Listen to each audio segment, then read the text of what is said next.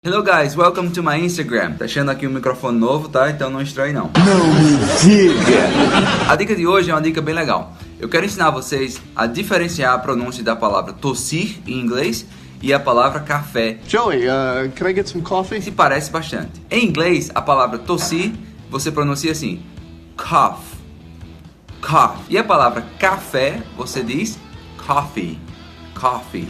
Quero café! Então, quando você for lá no Starbucks, você não vai dizer assim, tá? Excuse me, can I have some cough? A mulher vai olhar pra você e vai dizer, cough? Não fala assim, tá? Você vai dizer, excuse me, can I have some coffee?